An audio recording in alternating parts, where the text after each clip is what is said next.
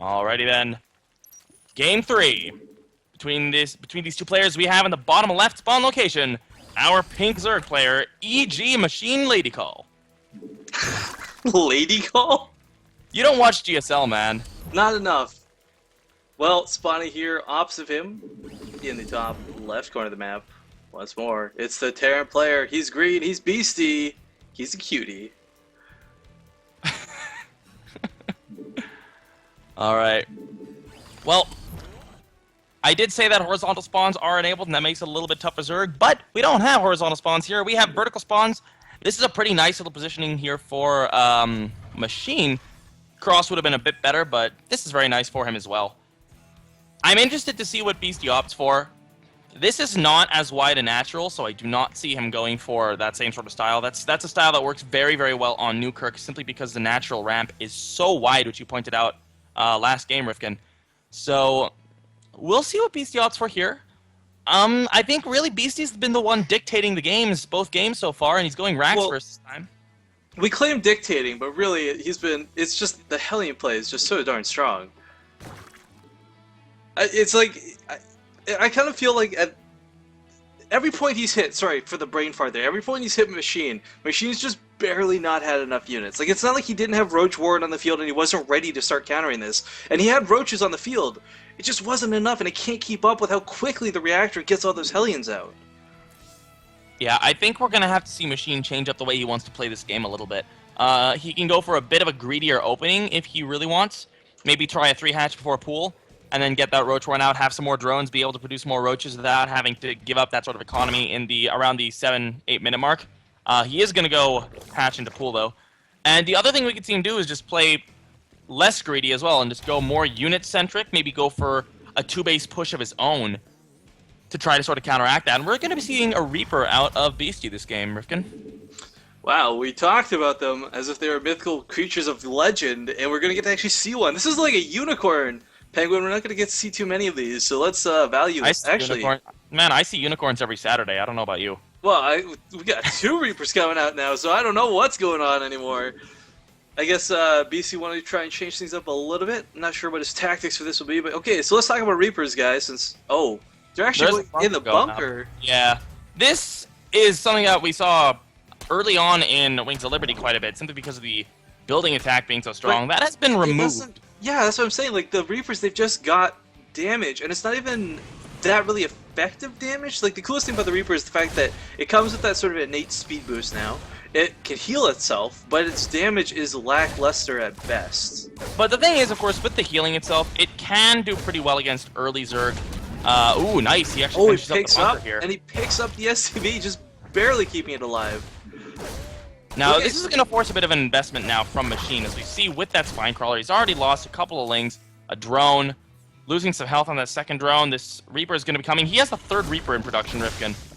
Yeah, BC really going hard on the Reapers. He does pick off that other SCV, though, which is really nice. And I guess the Reapers, they do have some nice range. Of course, the bunker adds a big old +1. So the Spine Crawler is not going to have the easiest time taking it out. Queens are trying to poke around, but again, Reapers heal, guys. So the harass Machine does is not going to really outweigh it unless it actually kills the unit. Yeah, here we go. The Spine Crawler is going to be unburrowed and reburrowed here. I think what we need to see Beastie do here is just do as much damage as he can and then move him on into the main. Try to do some damage in the main. I don't see him being able to do all that much more with these Reapers, but they've already forced a pretty good investment here from Machine. Well, and looking at this... Sorry, go ahead. I was going to say, he didn't really go too much with the Zerglings on this. It's mostly just that Spine Crawler and Queens, which he's going to have anyways, but some nice hit and runs here from Beastie that he's really abusing that Reaper speed. Yeah, if he doesn't lose any of these Reapers, he can then just regenerate the health on that one, come on back, try to kill off that Queen. We are seeing additional Queens produced by Machine, which is definitely what he needs to do in this situation. Yeah, Zerglings and a lot of Lings are out. Now he's actually made a lot of Lings here, Rifkin. He has 16 Lings on the field. That's a lot of potential drones. Yeah, this is the reaction that you were talking about before. Before it wasn't that big of a deal because not that many were used, but now there's a lot of Zerglings on the field. There's Queens that have to deal with these Reapers. And I guess, you know, again, we talk about Davidkin's vision of, like, the late game Reaper. I mean, this is the best way to use Reapers, the way they're being used right now. I mean, BC, he's done quite a bit of harass for what is a very low amount of Reapers. The thing to keep in mind here, of course, is that it is a pretty hefty gas investment. He has spent 150 gas on these Reapers. But they've paid for themselves quite nicely here. Even though they don't have that many kills between them, I believe they have 3 kills between them. Penguin, look at home though for Beastie. I gotta point this out. Machine's gonna charge in here with some Zerglings, and there's a siege tank already up on the high ground. Yeah, this is not gonna go all that well without speed done. He already loses about half of those Zerglings, blasted to bits by that siege tank, and he is droning pretty heavily now. But that is a big investment that's just not going to go. Reaper's coming back for round 2. That queen might just go down. It's gonna be pretty tough. Second queen comes on in. He's got. He has transfuse. There we go. Yeah.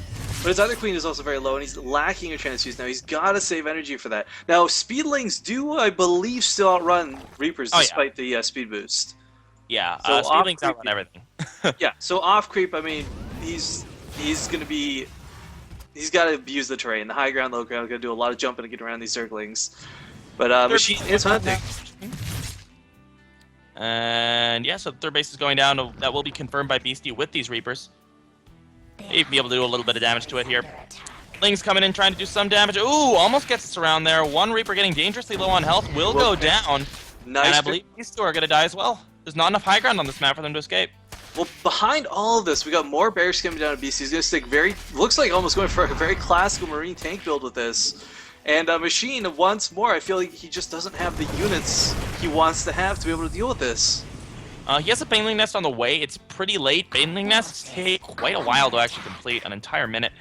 I don't know if he's going to have Banelings up in time to deal with this. I don't think so. He may be able to deal with this with Pure Ling. This isn't the biggest push in the world. But with 3 siege tanks, if those get sieged up in a nice position, this is going to be very, very hard to break. Yeah, and oh man, this is just scary. This queen's out in the open. Machine has really got to get these home. There we go. Does sort of start turning them around. Zerglings are posturing themselves, trying to get around this. Will he go for the counterattack, Penguin? No, he won't. Not right now. Ooh, goes for a nice round of the Marines here, and those will go down. This is a nice way to deal with it. But now there's still the tanks to deal with. Without the Marines, the mobility of this is gone. These tanks are going to be forced to try to run on home. If he catches them on siege, he may even be able to kill 1 or 2 of them. I think he's going to go for that. On siege and he goes for it. Yep. Nice. We got a lot of Zerglings coming out behind this as well. And Baneling speed too, Rifkin. He could be going for a big bust here. There's actually a Spire on the way as well, so I believe he may go for just some heavy link pressure here into a 2-2 timing with the Mutilating Bane. Sort of that we see quite a bit in Wings of Liberty right now, specifically in Pro League. Yeah, it'll be really nice for trying to deal with what BC has, because BC, again, he's sticking with this sort of bio composition, coming out with another squadron of almost the exact same composition, a couple tanks, several Marines, but Machine kind of, sacrificing some Zerglings left and right. But look at the resources lost right now, Penguin. Look how close that is. Yeah, as long as Beastie has this third base up and running, which it will be soon, he has a couple drones mining there. He wants a couple more, probably.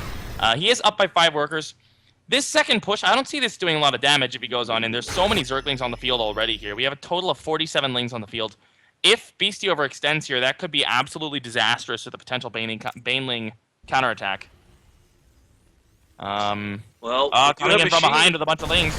Yeah, but he's not coming from the front, though, is the problem. If he's going to hit like that, he's got to hit both at the same time, I feel. Yeah, this is getting to a point where this has actually gotten... This army's gotten big quite quickly. There are Banelings on the field. Does he have Burrow? No, he doesn't. But we do have Mutalisks on the way, and Machine's just got to hold off. He can't really afford to lose these Zerglings just yet. He needs to wait for those Mutalisks to pop, and they're so close. He has Baneling speed as well. But, no, he engages with only some of his Zerglings. That's not ideal at all here. He's still in an okay position here. He can do quite well with these Banelings if they land their good hits. And these Marines are getting drawn so out of position. There are Lings that could go after the tanks, but they're not going to do it. Ling counterattack into the natural, but there is a wall off. Machine forced to run on home.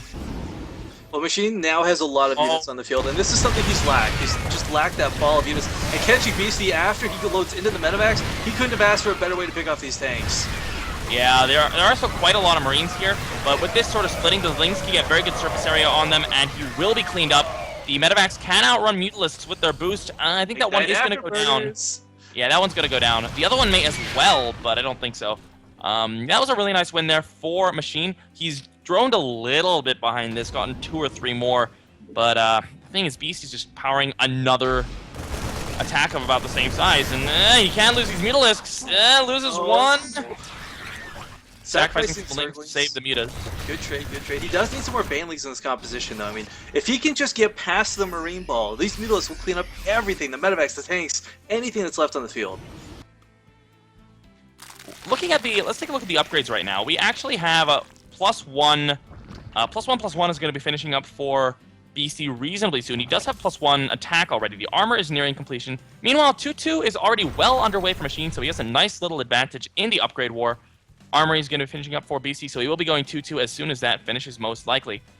But, I mean, overall, we have a bit of a supply advantage here for Beastie. He's still on 2 base. Looks like he's going to be taking that third as soon as that command center is done.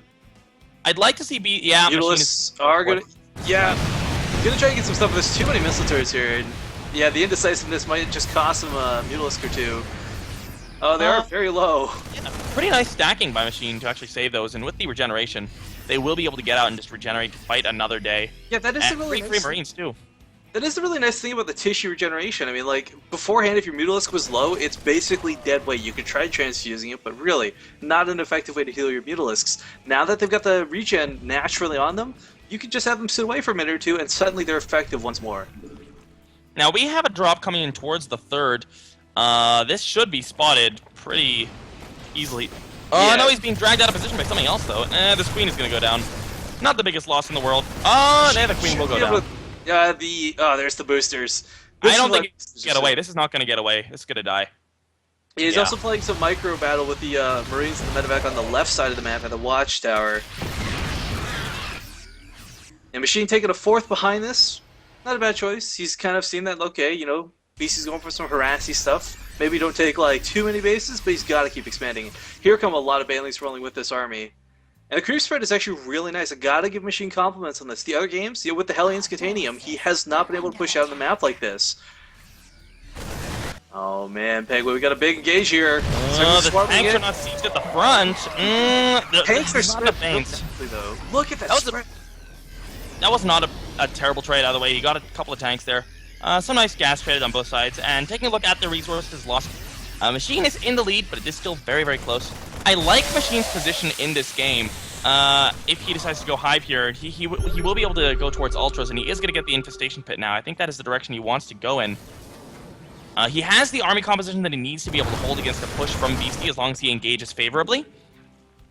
And he's continuing to pump units, so he really, really does want to go there. He's going double gas at the 4th now, so he's going to be up to 8 gases pretty soon. Machine's definitely had the upgrade advantage this game too. Like, that's probably the biggest thing with these small engages. Now though, Beastie's gonna have that 2-2 and he'll be on even footing with him. But there might be just such a big critical mass of Mutalisks as they start taking out the missile turrets. Going straight for that mineral line and into the main. Oh yeah, he will continue with this. Doesn't quite know where he wants to go yet. We'll go for that missile turret. I don't think that Muta's gonna die. Not quite. And these Mutas are doing very, very well so far. He's not killed that many workers. I believe he's killed 8 all game, but these are trading pretty well. He's not losing anything. He's trading minerals for essentially nothing. He's lost one Muta throughout this entire little engagement here, and this is really, really nicely done by Machine, to the point where Beastie just says, you know what, I'm just gonna go kill you. He's pushing out on the map. He wants to just go force an engagement, force Beastie back, and just be able to kill him with that. This is such a large chunk of Machine supply up here in the top left corner of the map, and I think BC recognized, like, okay, if I can't deal with this, if I'm just going to have to chase them around all day, I'll just go full counter. Now, we do have a hell of a lot of banelings warming in right now. 8 on the way. We've already got about 5 or 7 on the field. And these Mutalisks are... He's actually going for the full counterattack, Rifkin. He doesn't even want to defend. He's going for the base trade. Well, he's going to go for it. He's got the capability to do it. You know, usually Terran, they float their buildings away. It's a little annoying, but he's got enough Mutalisks. I don't think it really matters. I would like to see him start focusing these turrets, though. Meanwhile, BC is pushing up hard. He's got medevacs coming up on the high ground. He's got tank siege everywhere. In fact, he's even coming home with a couple of them. I'm not going to lie, Rifkin. I do not see a way for BC to take this game. The supply is just so heavily in Machine's advantage. If you look at this, he's bringing some stuff home, but that's not enough to hold off this army that Beastie has in his base. And look at Machine here in the top right of the map. He's got lots of sneaky units hidden away. Yeah, I mean, even if he loses his bases, he has drones in the top right that he can expand with. He's just spreading out, killing all these units so quickly, forcing the lift on a lot of the production, and he's doubling his opponent's supply right now. And it looks like he may have done this as long as he doesn't engage terribly in this choke point. Where are the Mutalisks at this point? They're back at home by the looks of this, around the 3rd base. And they have flown all the way back home. And I mean, looking at the worker count, we have 0 for Beastie and 59 for Machine. Yeah, Beastie's command centers are all currently in the air. Actually, only 1 command center remaining. Sorry, 2 command centers remaining. And I believe, yeah, I think Beastie may have done this. Really, really nicely played by him. And You mean Machine? yeah. Did I say Beastie? Yeah. I was gonna say Beastie did pretty good, but I don't think he's got this in the bag just yet. No. What I meant to say was that Machine played this pretty beastly. Oh, fair enough. Good turnaround. I give you That's saying. commendations, sir. But okay, so Beastie, I mean, okay, let's not forget, he's got, while he's done and out, and he's got a very small supply, what he does have is still a scary army that Machine cannot easily break. And while Machine is definitely going to be trying to chase him around, I think Beastie kind of realizes that, like, yeah, this sort of critical mass of Marines, unless these Baneleys connect, his army is actually pretty unbeatable. I like that he's not quit out of this just yet. He wants to take one last sort of engagement, and he can still win this if Machine makes a critical error. Nice siege up here, getting a really nice spread on those units. Look at Beastie spread on everything here. Moving on in with everything. He's gonna get the Baneling hits he needs. I think, yeah. There's so many mutas just pushing on board, and the supply dropping still further for Beastie. And Machine has cleaned up this army. GG called by the Empire player. 2-1.